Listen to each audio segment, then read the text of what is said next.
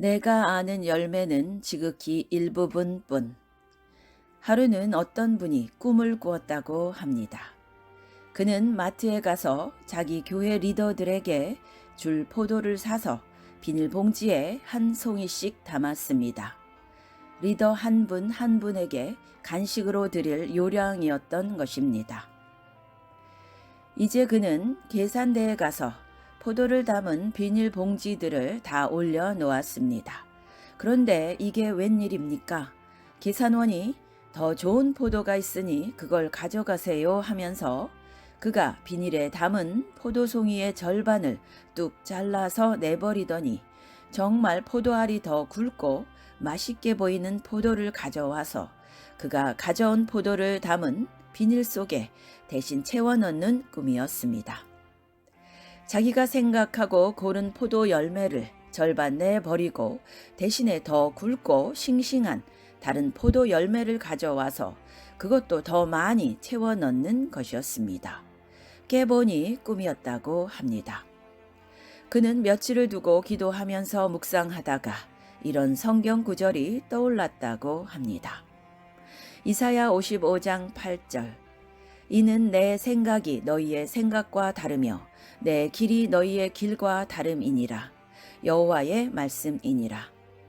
이는 하늘이 땅보다 높음 같이 내 길은 너희의 길보다 높으며 내 생각은 너희의 생각보다 높음이니라. 연말 연시를 맞이해서 우리는 자기가 한 해 동안 수고해서 얻은 열매를 어느 정도 대략 가늠해 봅니다. 그리고 또 새해에는 어떤 열매를 거둘지도 대강 예측해 보기도 합니다.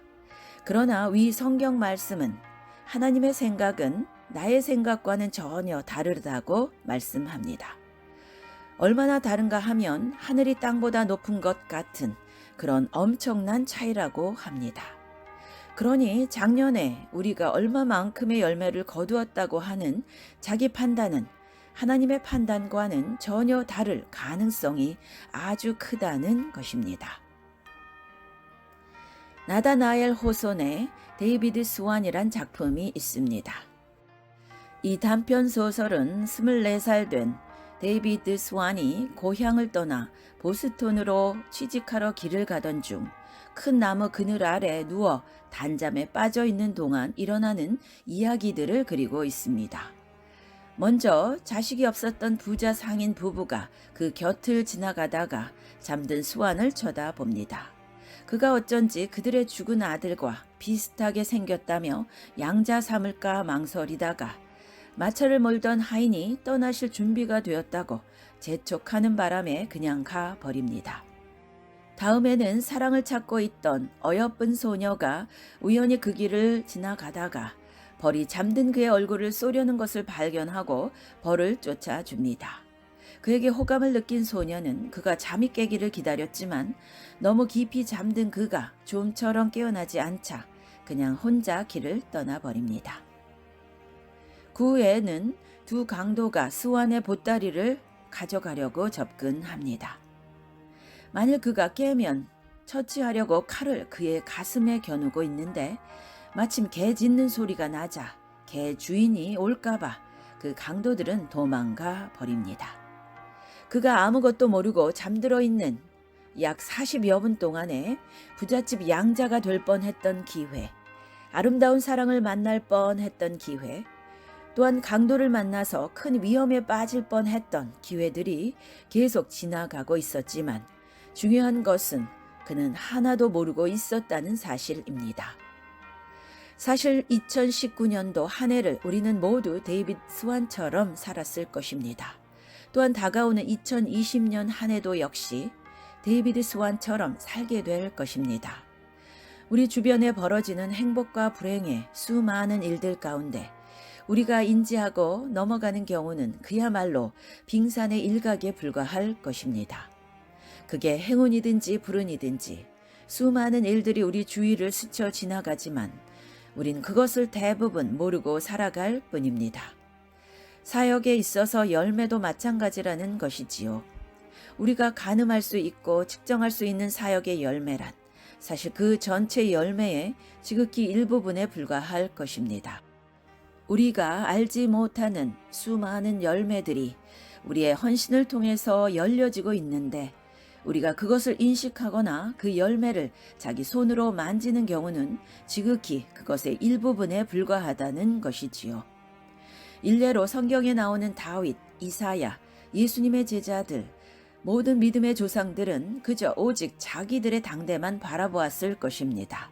먼 미래에 자기들의 그 열매가 지구 반대편에 수천 년이 지나서 한국 땅에서까지 열매를 맺을 것이라고는 상상한 분은 아마 아무도 없었을 것입니다. 그들은 자기들의 진짜 열매를 당대에는 거의 못 알아보았던 것이지요. 물론 주님의 자녀들은, 그분의 종들은 어떤 가시적인 열매를 바라고 사역과 봉사를 하는 것은 아닙니다.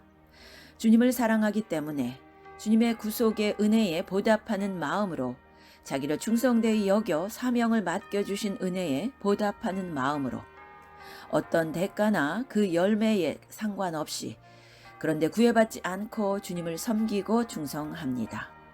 그런데 가시적인 열매가 주렁주렁 매달려서 매우 만족해하는 사역자는 별로 없을 것입니다. 아마 거의 없다고 해도 맞을 것입니다. 대부분 사역자들이 지치거나 사기가 가라앉는 이유는 가시적인 열매가 아주 기대치 이하이거나 아니면 아예 거의 보이지 않기 때문일 것입니다. 그러나 낙심해서는 안 됩니다.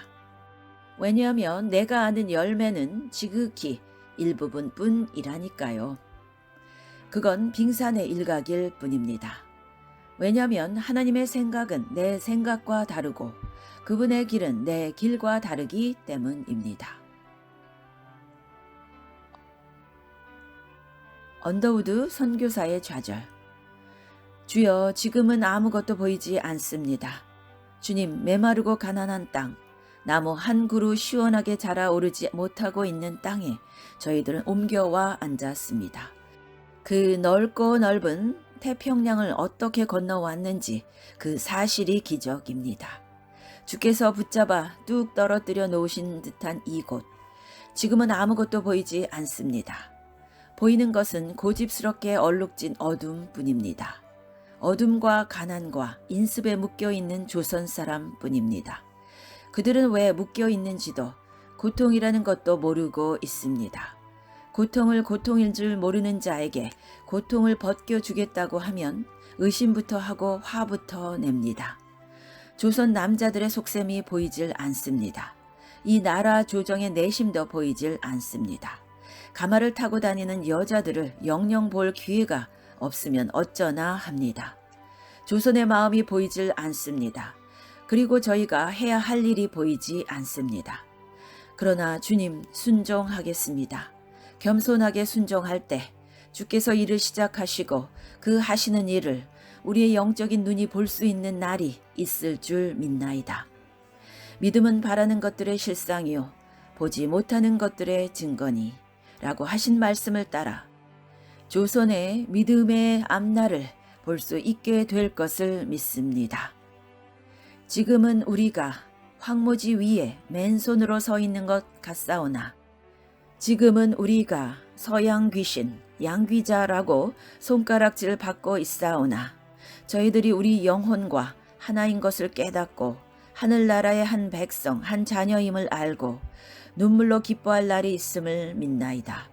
지금은 예배드릴 예배당도 없고 학교도 없고 그저 경계와 의심과 멸시와 천대함이 가득한 곳이지만 이곳이 머지않아 은총의 땅이 되리라는 것을 믿습니다. 주여, 오직 제 믿음을 붙잡아 주소서. 아멘.